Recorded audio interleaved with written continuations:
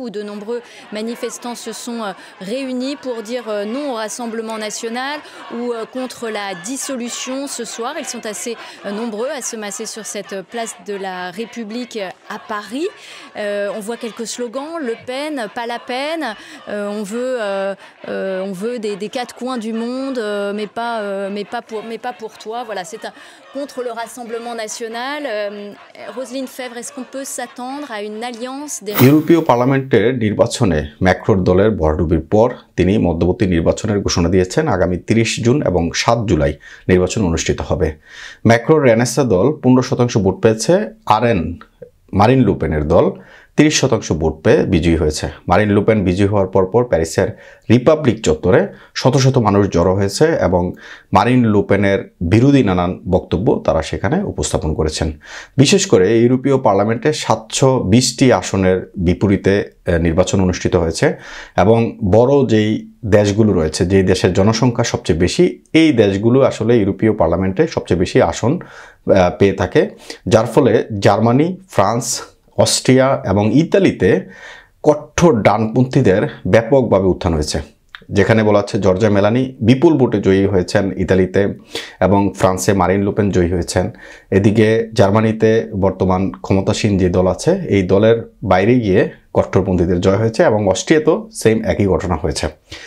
এই যে উত্থান, ইউরোপে ডানপন্থীদের, কঠোর ডানপন্থীদের যে উত্থান, এতে করে অভিবাসীদের কোনো সমস্যা হবে কিনা এমন একটি শঙ্কা তৈরি হয়েছে। স্পেশালি ফ্রান্সে যদি বলি, আরএন অর্থাৎ মারিন লুপেনের যে দল রয়েছে, মারিন লুপেন নানান সময় অভিবাসন বিরোধী নানান বক্তব্য দিয়ে কিন্তু ইতিমধ্যে তিনি মাঠ গরম রাখছেন। টেলিভিশন, বিতর্ক, সব জায়গায় তিনি অভিবাসীদের বিরুদ্ধে নানান সময় তিনি ক্ষোভ ঝাড়ছেন।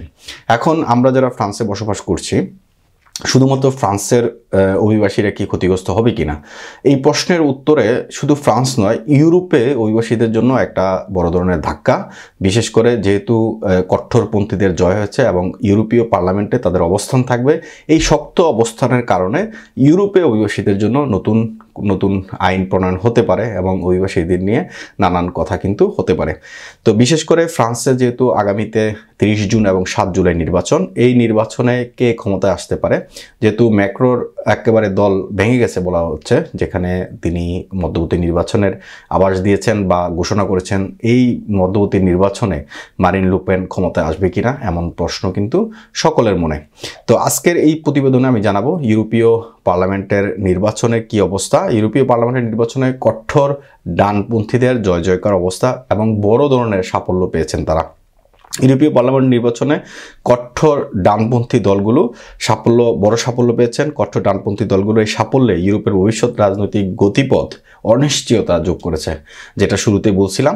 4 দিনের এই নির্বাচনে গতকাল রোববার শেষ হয়েছে নির্বাচন ইউরোপীয় ইউনিয়নের 21টি দেশের ভোটাররা ভোট দেন। ভোটার সংখ্যা ছিল 35 কোটি।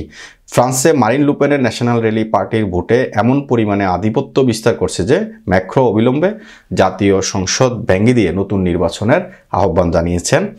720 আসনের এই পার্লামেন্টে মধ্যপন্থী, উদার ও সমাজতান্ত্রিক দলগুলো মিলে সংখ্যাগরিষ্ঠতা ধরে রাখতে যাচ্ছে, কিন্তু বিশেষ করে ফ্রান্স, জার্মানি, অস্ট্রিয়া নেতাদের জন্য এই নির্বাচনের ফলাফল একটা বড় ধরনের ধাক্কা। ফ্রান্সের ডানপন্থী মারিন লুপেন প্রতিষ্ঠিত ন্যাশনাল রেলি পেতে যাচ্ছে 33% ভোট। দেশটির প্রেসিডেন্ট ইমিলিয়ান ম্যাক্রো রেনেসা পার্টি পেতে যাচ্ছে 15% ভোট। এই ফলাফল দেখে আগাম নির্বাচনের ঘোষণা দিয়েছেন প্রেসিডেন্ট ম্যাক্রো।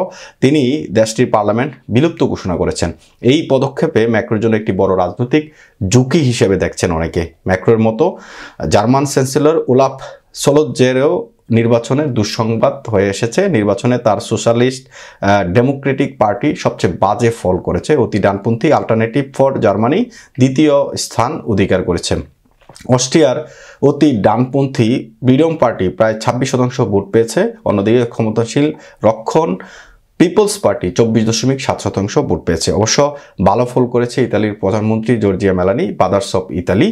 ইউরোপীয় পার্লামেন্ট নির্বাচনে ডানপন্থীদের উত্থানকে উদ্বেগের কারণ হিসেবে দেখছেন বিশ্লেষকরা। বিশ্বজুড়ে ইউরোপীয় পার্লামেন্টকে ইউরোপীয় জাতিসত্তার আয়না বলা হয়ে থাকে। ইউরোপীয় পার্লামেন্ট নির্বাচনে কোনো দল থেকে ব্যক্তি বিশেষ সরাসরি ভোটে প্রতিদ্বন্দ্বিতা করতে পারে না, শুধু দলভিত্তিক প্রতিদ্বন্দ্বিতা হয়।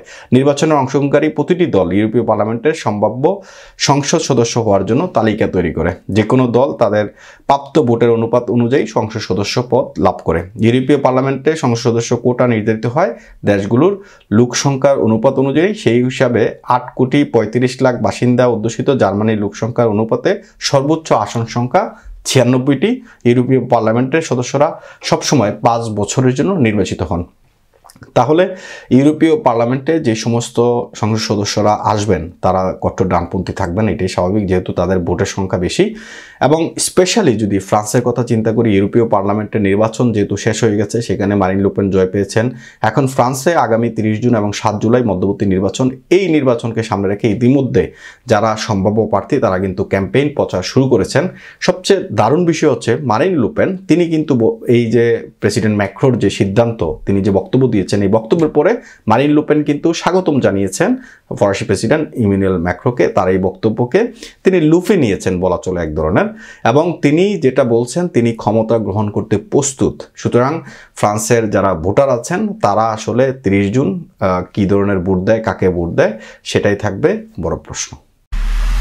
এমআইবি সংবাদ ও সংবাদ সংশ্লিষ্ট অনুষ্ঠান দেখতে ভিজিট করুন www.mibtelevision.tv ও facebook.com/mibtelevision.tv এবং সাবস্ক্রাইব করুন youtube.com/mibtelevision এ। এমআইবি টেলিভিশন, সত্য খবর, সঠিক খবর।